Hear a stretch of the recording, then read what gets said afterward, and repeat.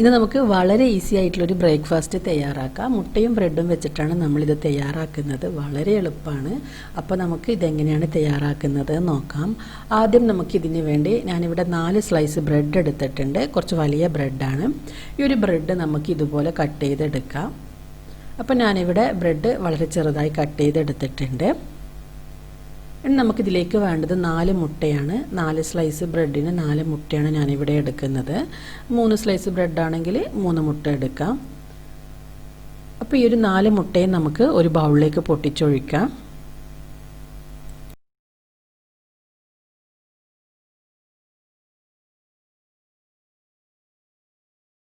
അപ്പോൾ ഞാനിവിടെ മുട്ടയെല്ലാം ഒരു ബൗളിലേക്ക് പൊട്ടിച്ചൊഴിച്ചിട്ടുണ്ട്. ഇനി നമുക്കിതിലേക്ക് ഒരു നുള്ളു ഉപ്പ് ചേർത്ത് കൊടുക്കാം. ഇനി ചേർക്കേണ്ടത് കുരുമുളക് പൊടിയാണ്. ഞാനിവിടെ 1/2 ടീസ്പൂൺ കുരുമുളക് പൊടിയാണ് എടുത്തിട്ടുള്ളത്. ഈ ഒരു കുരുമുളക് പൊടി കൂടി ഇതിലേക്ക് ഇട്ട് കൊടുക്കാം. ഇത്രയും ചേർത്ത് ഒരു വിസ്കോ ഫോർക്കോ വെച്ച് നമുക്കിത് നന്നായിട്ടൊന്ന് ബീറ്റ് ചെയ്തെടുക്കാം. അപ്പോൾ ഞാനിവിടെ മുട്ടയും കുരുമുളക് പൊടിയും ഉപ്പും എല്ലാം നന്നായിട്ടൊന്ന് അടിച്ചെടുത്തിട്ടുണ്ട്. ഇനി നമുക്കിതെങ്ങനെയാണ് തയ്യാറാക്കുന്നത് നോക്കാം. ആദ്യം ഒരു പാൻ വെച്ച് ഇതിലേക്ക് നമുക്ക് 2 ടേബിൾ സ്പൂൺ ബട്ടർ ചേർത്ത് കൊടുക്കാം. ബട്ടർ ഇല്ലെങ്കിൽ നെയ്യ് ചേർത്താലും മതി. ഇപ്പം ബട്ടർ നന്നായി ചൂടായി വന്നിട്ടുണ്ട്. ഇനി നമുക്കിതിലേക്ക് ഒരു സവാള അരിഞ്ഞത് ചേർത്ത് കൊടുക്കുക. വളരെ ചെറുതായി അരിഞ്ഞെടുത്തതാണ്. ഈ ഒരു സവാള ബട്ടറിലിട്ടൊന്ന് വഴറ്റിയതിന് ശേഷം നമുക്കിതിലേക്ക് ചേർക്കേണ്ടത് തക്കാളിയാണ്. ഞാനിവിടെ ഒരു തക്കാളി വളരെ ചെറുതായി അരിഞ്ഞെടുത്തിട്ടുണ്ട്. ഈ ഒരു തക്കാളി കൂടി ഈ ഒരു ബട്ടറിലിട്ട് നന്നായിട്ടൊന്ന് വഴറ്റിയെടുക്കാം. അപ്പോൾ ഞാനിവിടെ തക്കാളിയും സവാളയും ഒന്ന് വഴറ്റിയെടുത്തിട്ടുണ്ട്. ഇനി നമുക്കിതിലേക്ക് ചേർക്കേണ്ടത് പച്ചമുളകാണ്. ഞാനിവിടെ 3 പച്ചമുളക് ചെറുതായി അരിഞ്ഞെടുത്തിട്ടുണ്ട്. ഇത് നമുക്കിതിലേക്ക് ഇട്ട് കൊടുക്കാം. കുറച്ച് ഉപ്പ് കൂടി ചേർത്ത് കൊടുക്കാം. ഉപ്പ് ചേർക്കുന്ന സമയത്ത് കുറച്ച് ചേർത്താൽ മതി. നമ്മൾ മുട്ടയിലും ഉപ്പ് ചേർത്തിട്ടുണ്ട്.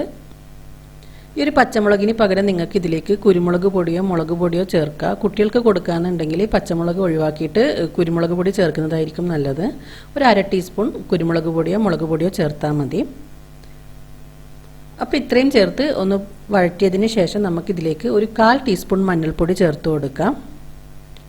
ഇനി ഇതിലേക്ക് ചേർക്കുന്നത് ചിക്കൻ മസാലയാണ്. ഞാനിവിടെ 1/2 ടീസ്പൂൺ ചിക്കൻ മസാലയാണ് എടുത്തിട്ടുള്ളത്. ഈ ഒരു ചിക്കൻ മസാല നിങ്ങളുടെ അടുത്ത് ഇല്ലാന്നുണ്ടെങ്കിൽ ഇതിന് പകരം 1/2 ടീസ്പൂൺ ഗരം മസാല ചേർത്താലും മതി. അപ്പോൾ ഈ ഒരു പൊടികൾ ഇതിലേക്ക് ചേർത്തതിന് ശേഷം നന്നായിട്ടൊന്ന് വഴറ്റിയെടുക്കാം. അപ്പോൾ ഞാനിവിടെ ഈ ഒരു സവാളയും തക്കാളിയും പൊടിയിൽ നന്നായിട്ട് വഴറ്റിയെടുത്തിട്ടുണ്ട്. ഇനി നമുക്കിതിലേക്ക് നമ്മൾ നേരത്തെ അടിച്ച് വെച്ച മുട്ട ഒഴിച്ചു കൊടുക്കാം.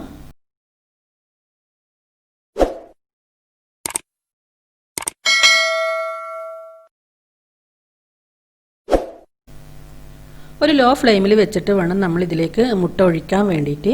ഈ ഒരു മുട്ട ഒഴിച്ച ഉടൻ തന്നെ നമ്മൾ നേരത്തെ കട്ട് ചെയ്ത് വെച്ച ബ്രെഡ് നമുക്ക് ഇതിലേക്ക് ഇട്ട് കൊടുക്കാം. തീ നന്നായി കുറച്ച് വെക്കണം. ഈ ഒരു കാര്യം പ്രത്യേകം ശ്രദ്ധിക്കാം. അപ്പോൾ ഞാനിവിടെ മുഴുവൻ ബ്രെഡും ഈ ഒരു മുട്ടയുടെ മുകളിൽ ഇട്ടിട്ടുണ്ട്. ഇനി നമുക്കിത് നന്നായിട്ടൊന്ന് പ്രസ് ചെയ്ത് കൊടുക്കാം. ഈ ഒരു മുട്ടയിലേക്ക് ബ്രെഡ് നന്നായിട്ട് പ്രസ് ചെയ്ത് കൊടുക്കാം. ഇനി നമുക്കിതിനെ അടച്ച് വെച്ച് 5 മിനിറ്റ് ഒന്ന് വേവിച്ചെടുക്കാം. ഇപ്പം 5 മിനിറ്റ് കഴിഞ്ഞിട്ടുണ്ട്. ഇനി നമുക്ക് ഫ്ലെയിം ഓഫ് ചെയ്യാം. ഇനി ഇത് നമുക്കൊരു പ്ലേറ്റിലേക്ക് മാറ്റാം.